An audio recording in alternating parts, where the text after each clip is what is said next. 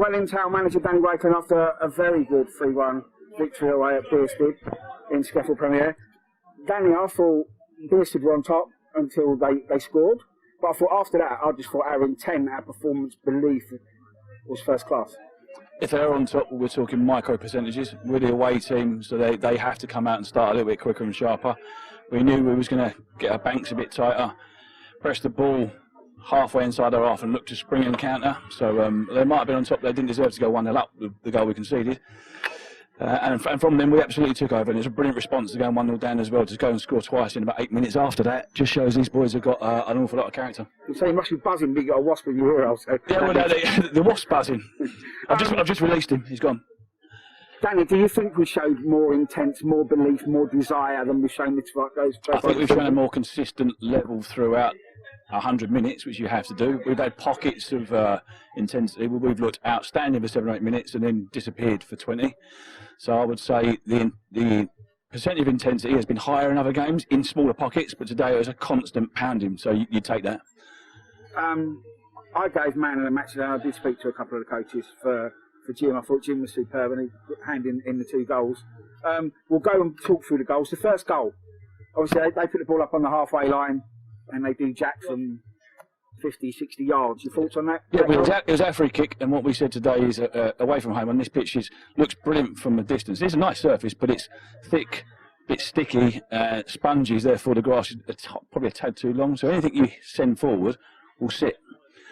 So consequently, this is a forward-playing football pitch, right? So what do? When we have a defensive free kick? It goes forward. And we said that. Everything goes forward this afternoon in terms of dead ball. It goes forward. You see how they were playing that home pitch, fizzing it forward, knowing that the ball will stick. We went back. And then Jack's not set to receive, and he's had to reset himself, lost his balance, and rather than send it up the line, he's off balance, he's gone down the middle, and then he's got to do 30 yards across his penalty spot. Great spot by their player, by the way. Not taking it away, but we own that. That's ours. Beckett and Jack own that. That's ours. It was go forward, stick it in their channel. He can't put it in the back of the net. But like I said, they didn't break us down. Not a good way to concede at all. But they wiped their mouths quickly and just come back out flying, which is really impressive. What you said earlier in the season, when stuff happens, we've got to wipe our mouths, man up, take accountability and go again. And we did that today, like in great style. We'll talk about the 2 goals. Jim had a hand in both of them. Jim's a quality player and an even better man, husband and dad. He really is a top bloke. And the system suits him, what we played before, but maybe the personnel around him makes him not cautious, but he likes to make sure we keep the football. So I've used that word vanity, so maybe it's a bit of both. It's a bit too vain at times, plus the fact that I've stuck with it for maybe a game or 2 longer than maybe we perhaps should. But you know what? We're here for a project. We're not here to have to win every single week, etc. We'll go back to that at times. We'll be flexible with our shape week to week, to be honest with you, based on personnel, type of pitch, type of opponent. But Jim's got that in the lock. He's been doing it for years. So I've never had any doubts about him at all. He's a thoroughly top fella, and he's a brilliant player. And when he does look forward, to pass forward, he can split anyone open, which is what he did. So the goals, we had Adam and Elion scored in the first half, got us 2-1 in front. The dressing room at half time, they must have all had their chests out, heads up high. Actually, yeah, some did, but then a couple of players like Hassan Oshilaja himself coming in, he read the right act in terms of how we've conceded, and the scoreline is 2-1. And I asked the boys, do you feel you should be 2 goals in front? Yes, so that means we need to score another. So you haven't quite done enough at the top end either. Just reminded them that rather than say there's 45 minutes to go, you haven't done your job. You've let us down for a goal at both ends of the pitch. We've let ourselves down, so we need to wipe that for the second half. So half time it is positive, but Hassan got stuck into the boys.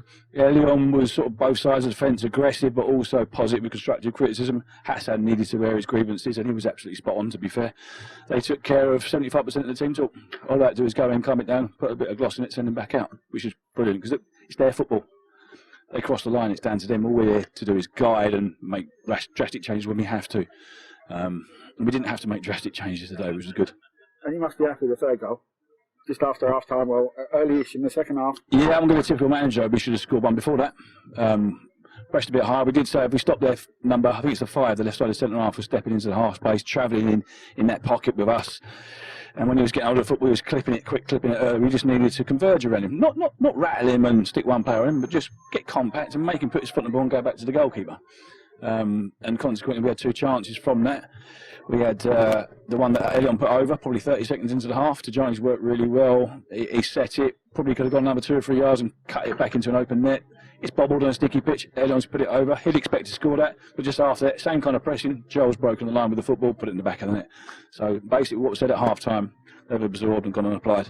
So yeah, so happy. Despite Jim getting man of the match, Elion, Adam, others played well. Hassan played superb. Yep. You made changes, Danny. Do you want to tell us roughly about a few of those? A few players not even in the squad today.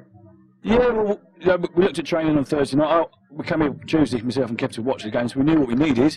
Then it's about availability of players, so you look at what's available. Then you send that into a session. Your coaches then are empowered to, with a couple of themes, to go and make the evening happen. They did that. I'm able to stand on that gantry up at SCEFL, which is brilliant, just watch training from there, take as many notes as possible, get my phone out and take some video clips, go away, pick a team.